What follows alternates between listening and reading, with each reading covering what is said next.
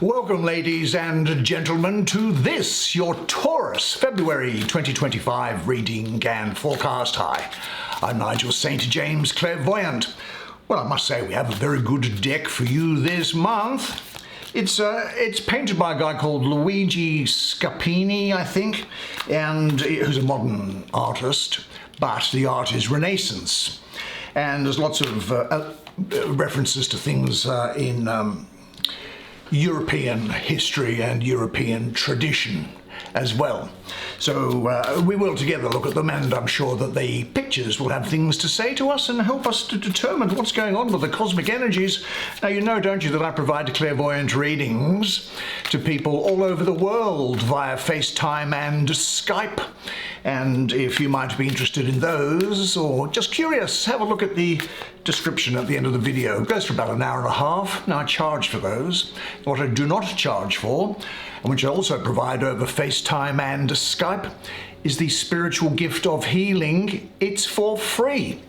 You might say that if it's for free, it can't be any good. Well, nothing could be further from the truth, because the reality is that the gift was provided to me on the basis that I get nothing in return for it, and I am to use it. So there might just be something where you feel that you're at your wit's end. There could be a physical issue, there could be emotional problems, there could be, just at the end of your tether about stuff, things to do with work. If it's talking to you, if it's speaking to you, just check out the information that's in the description. I do people every day from this channel, happily so, and nothing is sold or recommended. There's no catch. Now, there are no video advertisements in this, so we get to enjoy the experience of the reading without any interruption. Now, we're going to take 5, so show me the magic. Here we have 4 of coins. Good. 5 of wands. Here is temperance. Temperance indeed. There is the hanged man. And finally, what might there be for you? There is here the magician. Right. I'll bring the camera around so that you and I can have a good close look at the paintings on these cards together while they talk to us both. And me in particular, while I do the reading for you. Now, this is interesting, isn't it? If we just pull them then, you've got 3 major arcana here, so I suppose we should deal with them first, and why not start with the magician for you, and how appropriate it is. Now, here is a young man in this red color of power and creativity. This wide-brimmed hat speaks of brilliance and your ability to make things happen, things that you never think you could make happen, as symbolized, in my opinion, by this 3-legged table which stands up notwithstanding the traditional aspects of the suits of the tarot, the swords, the cup, and the coins are there, and he's holding the wand in his hand. Look at this flower growing up. That's important, I think. That looks like crocodile skin. Now, interestingly, why would that be there, do you think? Crocodile skin. Well, I think it's there because back in ancient Egypt, along the Nile, there were crocodiles, of course. And the Egyptians could not determine the sex or the gender of a crocodile. Now, they knew they lay eggs, but they couldn't tell whether it was a female or a male doing it. And so they just assumed that any crocodile could just produce something out of nothing. And this is, in a sense, what you are going to be able to do this month, because this is speaking of, now there's Mercury all around here, of brilliant communication here for you, playful dealings with all possible forms of communication. There's a flexibility to you, a brilliance, action, power, making come into form your ideas and desires. Great willpower with you. I think also with this presence of Mercury around here that you might even through your words be able to manipulate people to do what you want.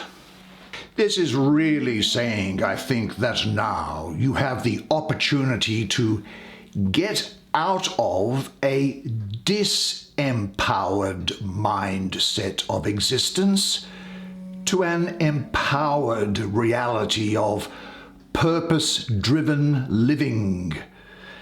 Today is a new day that has been handed to you to shape it the way you want. You have the tools now to get out there and to create a masterpiece. Believe in the magic that's in you, its potential and what it can achieve. But most of all, you really now should be believing in yourself and create a world where your dreams really can become a reality. And you know, it's interesting when we speak of creation. I suppose one of the most unusual things in our life is the act of creation. You are, in a sense, faced with a blank slate, a page, a canvas, a block of stone or wood, or even a musical instrument that's just lying around there silent. And then you look inside yourself. You pull and tug and squeeze and fish around for the slippery, raw, shapeless things that swim like fish, that appear to be cloud vapor, and fill you with intensity and desire. And then you latch on to something and you bring it forth out of your head, just like the Greek god Zeus gave birth to his daughter Athena from out of his head. And as it comes out, it takes shape and tangible form. It can drip on canvas, slide through your pen. It springs forth and resonates into the strings of a guitar, or it can slip along the edge of the sculptor's tool onto the surface of wood. You have given it form. You can bring forth something ordered and beautiful out of nothing, because within you, you have glimpsed the divine. So you have brilliant capabilities at your disposal, which you should share with other people. Now, one important task might be to find or create the proper surroundings for your activities. In what areas do your talents lie? Do what you're good at. Don't worry about things that you're not good at. And say this to yourself: I create magic when I use my gifts and talents, and I honor the resources of skilled communication which are within me. And the full expression of my creative potential, it fulfills me, and it makes me happy and satisfied. Now, I did want to have a look. I was just thinking, there's Temperance, this is Hanged Man. Well, we might as well do them in order, shall we? There's 12 and 13. The Hanged Man. I think this is about some sort of theme here is that of sacrifice, of making up, making things good. At the bottom here is a pelican. The pelican is said to sacrifice itself by feeding its young with blood that it has pecked from its own breast. There is a lamb down here, which is often used in sacrificial rites in various Middle Eastern religions. These nails and nail and that sort of hammer thing there, I suppose that's reminiscent of that Christ figure and the passion of the Christ. Look, this is saying that there is the end of a situation or a relationship which is stuck, and you're letting go.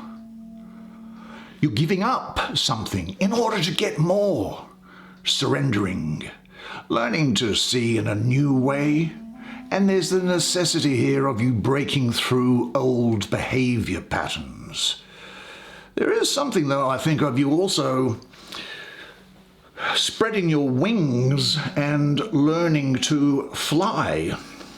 And because of all of this sacrificial, redeeming sort of quality that's going on around here, I think that there is also the chance for you to redeem yourself in a particular situation or with someone if it's turned sour.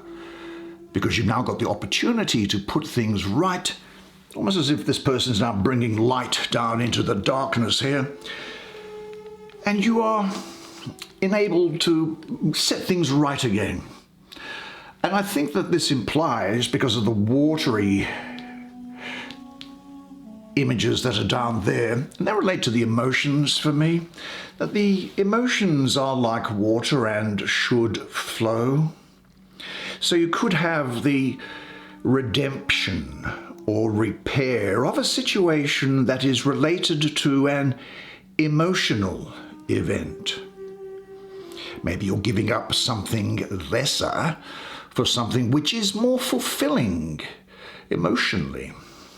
Sometimes, of course, this redemption, this making up, this sacrifice, if you like, to make good, can be as simple as saying sorry, you know. Now, sorry means that you feel the pulse of other people's pain as well as your own.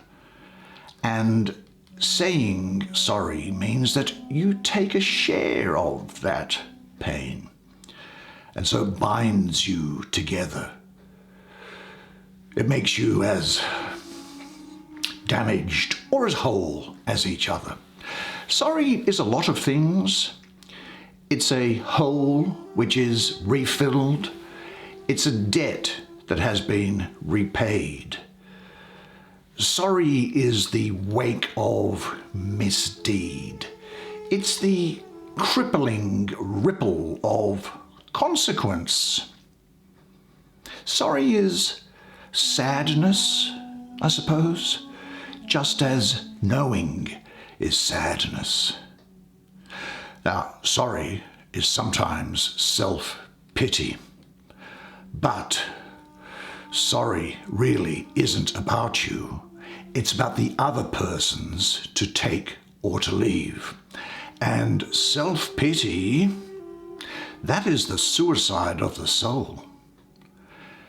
Sorry means that you leave yourself open to embrace or to ridicule or even to revenge.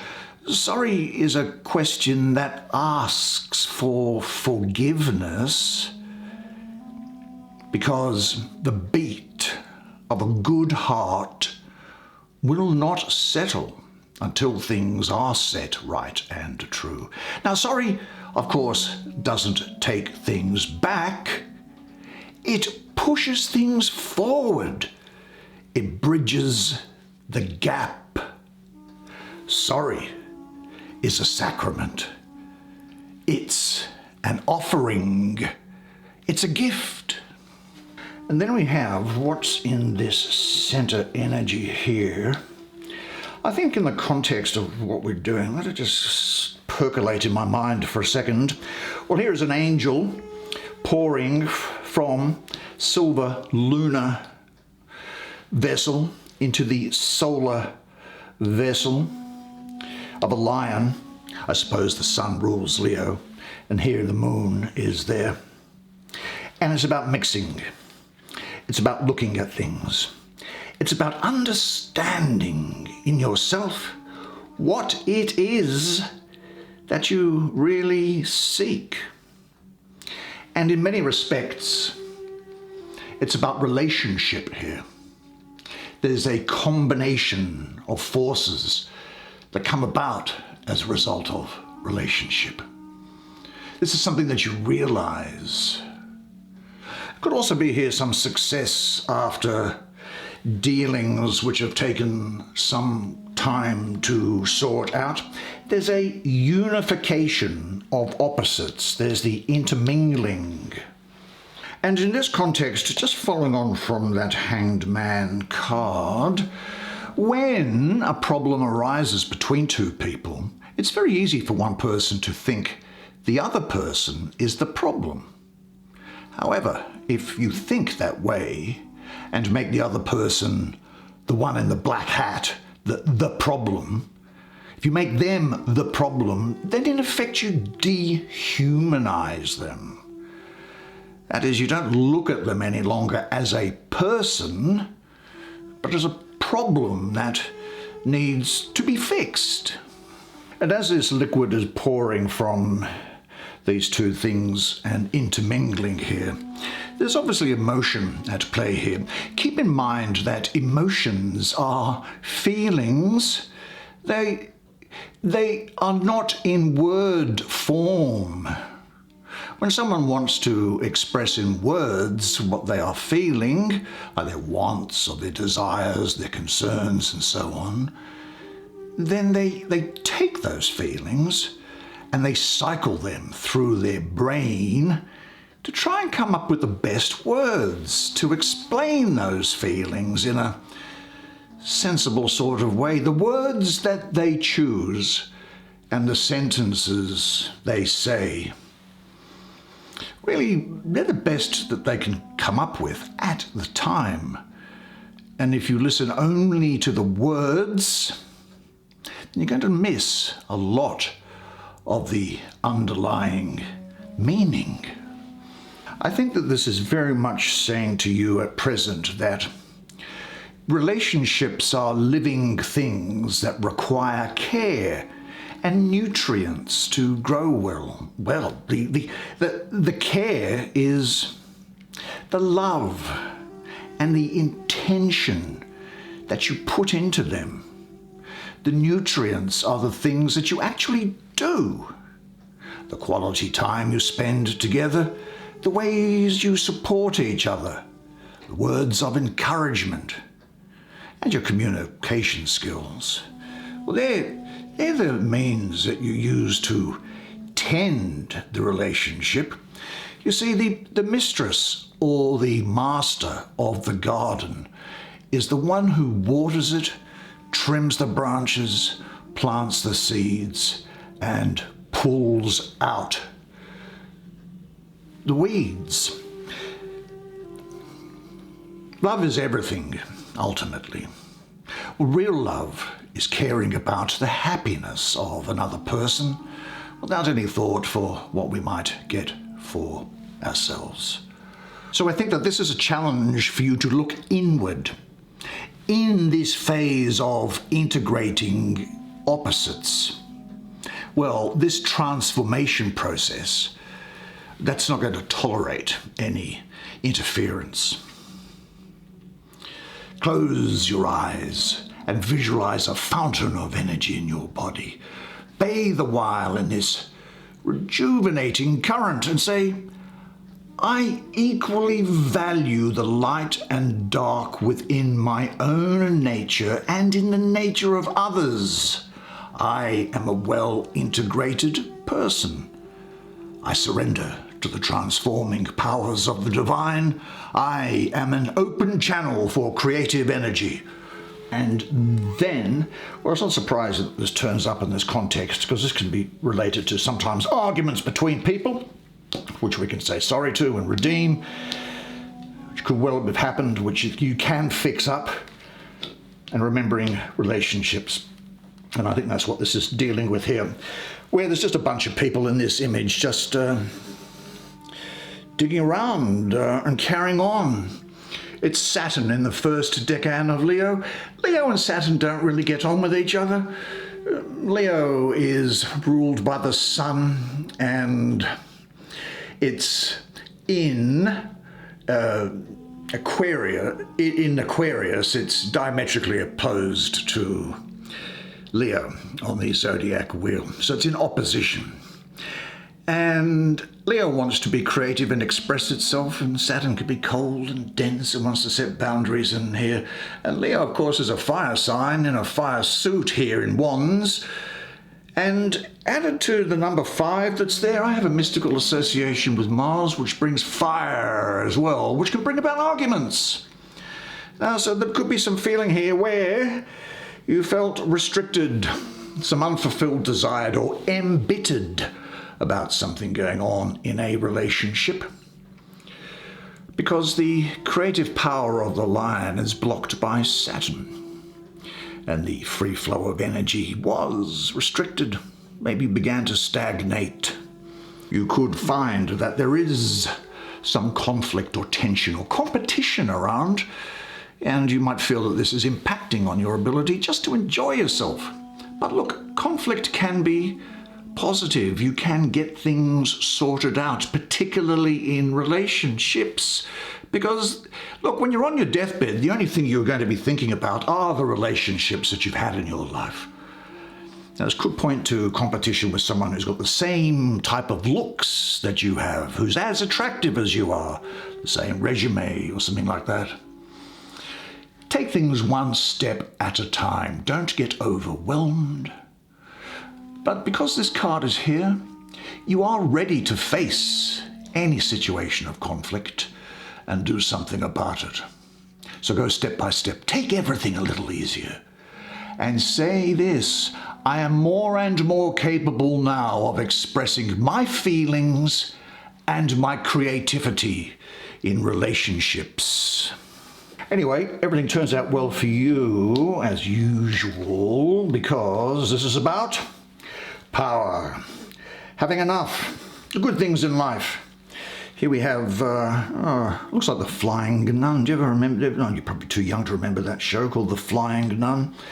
Here's a chariot of the moon. Here's a swan bathing in the moonlight. Here's a fort. Here's some sort of a cat imprisoned. There's jug letting off beautiful vapors in a flower. Things being created here. This is the sun in Capricorn. Now, this is about earthly power here for you. Strong foundations for material security and stability. You could have a tight rein over the budget, I think. It may well be, as a result of the period, being quite financially cautious and saving for the future and protecting yourself. But the sun is energizing the Capricorn earth, your element. And material benefits and power, they're the result. The sun in astrology is also the symbol of your dynamism or power, and Capricorn here for you is the application of that power in a useful way, which brings eating, drinking, sex, the good things of life. Now, there's no doubt that this is a very materialistic sort of energy going on here. And I think that you might find now, look, this is also testing you, I suppose, not to give away your personal power and to be quite careful about where and to whom you can say no. Sometimes you need to just shut that door and get in an inner sanctuary so that you don't give too much of yourself away. Financial and material security is going to be important to you, and you have solid foundations here. Now, you are willing to work for what you want, and you'll have confidence in applying yourself to the world. You're a dependable person who acts with integrity. And this is also speaking here unambiguously of the fulfillment of your personal goals and dreams. Now, is your life, your behavior like a rigid fort? Or does your life, your behavior need more order or structure or solidity? And say this though to yourself: I offer my power in the service of love. Fascinating spread of cards, made so much better for you being here. Good. Well, I really enjoyed that art, and I hope that you enjoyed well, I'm sure that you will have enjoyed the reading as much as I did providing it to you. Now, unless I see you privately, either for a clairvoyant reading or for a healing, then I'll see you here again next month. Now, until then though, remember one thing, and it is this, that you are a legend. And I look forward to seeing you again next month. And until then, it's bye for now.